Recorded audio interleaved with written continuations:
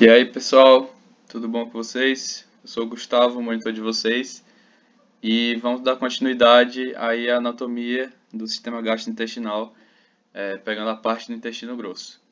Espero que vocês estejam aproveitando essa quarentena da melhor maneira possível com as famílias de vocês. Espero que todo mundo esteja bem aí. Então é isso, vamos dar prosseguimento aqui. Aqui os objetivos, no geral, identificar anatomicamente as partes que compõem o intestino grosso, e específico, identificar macroscopicamente as porções que compõem o intestino grosso. Bom, o intestino grosso ele vai servir justamente para continuar a digestão que já foi feita no intestino delgado, sendo que vai haver uma maior absorção de água, de eletrólitos, e ele vai armazenar também material fecal, certo? É o começo da formação do bolo fecal, até ser excretado ali pelo reto, que a gente vai falar mais tarde. Mas sistematizando as partes do intestino grosso, né? Bom, a gente vai ter o seco, o cólon, nessas quatro partes: ascendente, transverso, descendente e sigmoide, o reto, o canal anal e o apêndice vermiforme. Agora vamos ver detalhadamente todas essas estruturas, certo?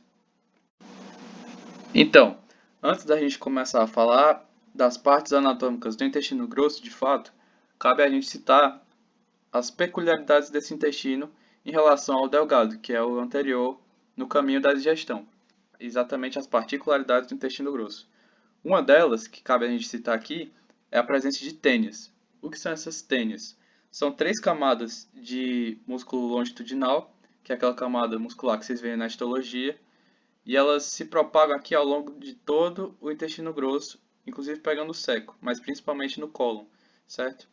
E aí temos três tipos de tênias, que uma delas, que a gente vai começar falando, é justamente a tênia omental do cólon. Por que omental? Vocês lembram do aumento maior, que a gente viu ali na aula de estômago e intestino delgado? Que ele é justamente uma prega de peritônio com duas camadas que vai justamente servir como uma espécie de avental em todas as estruturas do trato gastrointestinal.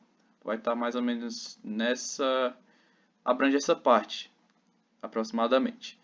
E aí só para vocês terem uma noção de por que tem aumental. Além do fato dela se ligar ao aumento maior, ela vai se ligar também, ela vai ter os apêndices epiploicos, ou chamados também de apêndices omentais, ao longo de toda essa estrutura da tênia omental, beleza? Além disso, a gente vai ter a tênia mesocólica. Já vou explicar para vocês melhor o que é mesocólon, mas de antemão é um tipo de mesentério, né, que é uma espécie de ligamento que envolve o peritônio. Então, por isso que essa tênia é chamada de mesocólon. Esse mesocólon vai estar mais ou menos aqui nessa parte mais medial, né, do intestino grosso. Já vou mostrar em imagens para vocês, mas de antemão, por isso que é tênia mesocólica, certo? E aí vai ter a tênia livre do cólon, que vai ser justamente a mais visível, essa aqui, mostrando aqui na figura. E ela não vai se ligar a praticamente nada, certo? Tem alguns apêndices epiploicos aqui, mas ele não é como as outras que se ligam, por exemplo, ao aumento ou então ao mesocólon, certo? Quando você chegar lá no laboratório, essa vai ser a mais visível, de fato, vocês vão perceber bem, tá bom? Então, dando seguimento. Além dessas tênis, a gente vai ter as saculações ou austrações, que são essas camadas aqui em forma de U. E para que elas vão servir? Elas vão servir justamente para elas vão se contrair para propelir o bolo alimentar, para empurrar em direção ao reto e ao canal anal para ser excretado, certo? Vão ser aqueles movimentos de mistura e de propulsão que vocês estão vendo no GT e vai servir justamente para isso, né? Inclusive tendo essas pregas semilunares aqui na parte interior, que vocês vão ver muito bem, principalmente na histologia. E é basicamente isso, são essas assaculações ou então austrações. Além disso, a gente vai ter os apêndices omentais ou epiploicos, que já tinha falado para vocês, que vão ser pequenas bolsas de tecido adiposo e onde as quais, em alguns casos, pode até armazenar alimento. O alimento pode cair para esses apêndices. E eles são, de fato, semelhantes ao aumento, que eu já tinha explicado antes. E aí, partindo para a primeira parte do intestino grosso, que vai ser justamente o seco. Aqui vocês podem ver a parte terminal do ilho. O alimento está aqui no ilho, né, do intestino delgado, e ele vai atravessar essa estrutura aqui, que já já vou explicar, e vai diretamente para a primeira porção do intestino grosso, que é justamente o seco. Né? Então, ele vai servir como uma passagem entre os intestinos delgado e grosso. Nessa figura ele está representado bem aqui como essa porção inicial. E nesse seco, a gente vai ter essa estrutura aqui, que é justamente a papila iliocecal, ou válvula iliocecal, que é uma estrutura em forma de esfíncter, que tem inclusive um ósseo, e ele vai servir para evitar o refluxo do alimento do seco de volta para o ilho, ou seja, do intestino grosso para o intestino delgado. Por isso que essa papila aqui é tão importante, né? Ela vai pedir justamente o refluxo.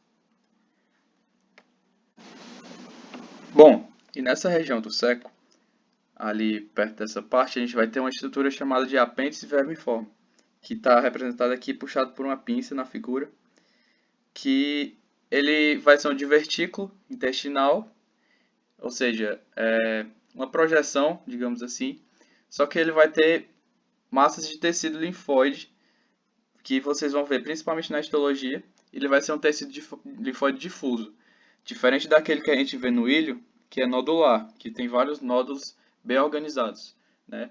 Porém, apesar dele ter essa função para o sistema imune, ele não é essencial para o nosso corpo. Tanto é que quando, em muitos casos, ele é inflamado, ocorre um processo inflamatório ali, e por isso ele é retirado com a apendicectomia, que a gente chama. E não há muitos prejuízos à função do corpo, né, do sistema imune. Por isso que ele não é tão essencial assim para a nossa sobrevivência e pode ser muito bem retirado. Seguindo aqui para as partes do intestino grosso, a gente tem o cólon ascendente, que é essa segunda porção que vem depois do seco. E aqui representado o cólon ascendente, ascendente porque justamente o alimento vai subir, seguindo o seu caminho. E bom, de antemão ele vai ser retroperitoneal. Eu já expliquei essa diferença na aula de estômago e intestino delgado, entre retro e intraperitoneal. É bom vocês darem uma revisada. Mas o colo ascendente vai ser retroperitoneal e ele vai terminar justamente na flexura hepática ou flexura cólica direita. E aí você me pergunta, por que flexura hepática? Porque justamente você vê aqui que o cólon ascendente e essa flexura, que a gente vai chamar também de curvatura, vai estar bem embaixo do fígado. E hepático quer dizer de fígado. E como ela vai estar nessa parte mais direita, né, do abdômen, a gente vai chamar de cólica direita. E aí vamos para o cólon transverso, depois dessa flexura hepática. Esse cólon transverso ele vai ser intraperitoneal, tanto é que ele vai abranger essa prega de peritônio que a gente vai chamar de mesocólon transverso, que já já vou explicar. E, bom, ele vai terminar justamente na flexura esplênica ou cólica esquerda. E aí, do mesmo jeito que na direita, por que flexura esplênica? Justamente porque essa flexura, como está vendo bem aqui o cólon transverso, a flexura hepática, aqui o fígado, e essa flexura esplênica vai ser justamente porque ela está bem embaixo dessa estrutura aqui roxinha que a gente vai chamar justamente de baço, certo? Vocês vão ver esse órgão mais no S2, mas é bom vocês saberem pelo menos a localização nessa época, certo? Por isso que é flexura esplênica ou então flexura cólica esquerda. Flexura, vocês lembram de curva. E além disso, esse cólon transverso, ele vai possuir um mesentério. Mesentério, vocês lembram que é uma parte do peritônio, uma espécie de ligamento que vai servir para sustentar as vísceras nessa posição anatômica.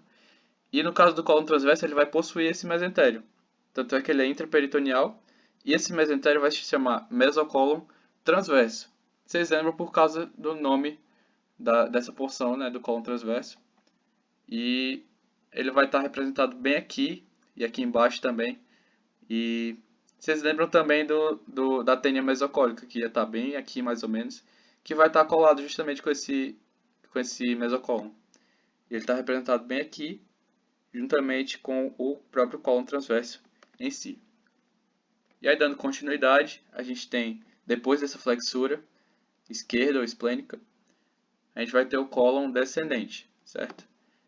E esse cólon descendente, ele vai ser retroperitoneal, assim como o ascendente, e ele vai ficar entre a flexura esquerda, cólica esquerda ou esplênica, e o cólon sigmoide, que vai estar justamente nessa localização ali na região da fossa ilíaca, que vocês viram no módulo passado, certo? E é basicamente isso do cólon descendente. Ele vai transportar o alimento justamente para o cólon sigmoide. E esse cólon sigmoide, vocês lembram que ele tem um S no começo, ele começa com S, e ele vai ser justamente uma alça em forma justamente de S, certo? Ele também vai ser intraperitoneal, tanto é que ele tem o mesentério, e esse mesentério próprio dele vai ser chamado de mesocólon sigmoide. Vocês lembram do mesocólon transverso, que vai estar no cólon transverso, e seguindo a lógica, o mesocólon sigmoide vai estar no cólon sigmoide. Vai ser representado mais ou menos aqui por essa faixa amarela, que corresponde ao peritônio, e bem aqui, certo? Ele vai terminar justamente no reto, que é essa estrutura aqui, pela junção reto-sigmoide, que é uma linha divisória imaginária, que vai estar mais ou menos aqui, certo? E aí, o alimento, depois de passar pelo cólon sigmoide, ele vai desembocar no reto. Mas antes disso, a gente vai falar dos mesentérios, como eu tinha prometido, nessa figura aqui mostrando bem esse mesentério. Aqui representado o mesocólon transverso e mais abaixo dele o mesocólon sigmoide. Vocês notam que é uma prega bem grande de peritônio e de tecido conjuntivo peritoneal, certo? E aqui mostrando também o mesocólon sigmoide. Vocês veem que é uma alça em forma de S sigmoide e dá para vocês diferenciarem dessa forma. E aí, dando continuidade, o alimento vai até o reto, depois do cólon sigmoide. E aqui mostrando o reto, nessa delimitação aqui da figura. O reto também vai ser retroperitoneal e vai ser contínuo com o cólon sigmoide, ou seja, vem depois, com a junção reto-sigmoide. E também é contínuo com o canal anal, que vai estar representado bem aqui, que já vou detalhar para vocês os limites. Mas vai ter uma junção anorretal, que já vou detalhar para vocês. E aí, bom, eu chego nessa última parte e vocês se perguntam: ah, mas quais porções do intestino grosso são retroperitoneais e quais porções são intraperitoneais? E aí, bom, a forma que eu usei para lembrar no S1 e acho que pode servir para a vida de vocês, não só para a prova. Duas formas, na verdade, né? Uma é de lembrar que você partindo do reto até o colo ascendente vai haver uma alternância. Como assim uma alternância? O reto vai ser retroperitoneal, o sigmoide intra, e aí seguindo a lógica, o descendente retroperitoneal, o transverso intra e o ascendente retro. Então você percebe essa alternância, né, de intra e retroperitoneal. Outra forma de lembrar é pela lógica, né? Você vê que o cólon transverso e o cólon sigmoide são os únicos que possuem um mesentério próprio, né? Que no caso aqui do cólon transverso seria o mesocólon transverso e do cólon sigmoide seria o mesocólon sigmoide, certo? Então, daí você pode inferir que os dois são intraperitoneais, porque eles estão completamente revestidos por peritônio. Tanto é que tem os mesentérios próprios, né? E aí você lembra, só eles dois são intraperitoneais, o resto é tudo retroperitoneal. Certo? Essa é uma forma de lembrar. Espero que ajude vocês. E tá aqui algumas estruturas que vocês têm que saber do reto do canal anal. A primeira delas são as pregas transversais, que é justamente essas invaginações aqui, podemos dizer assim. Vai ter uma superior, uma média e uma inferior.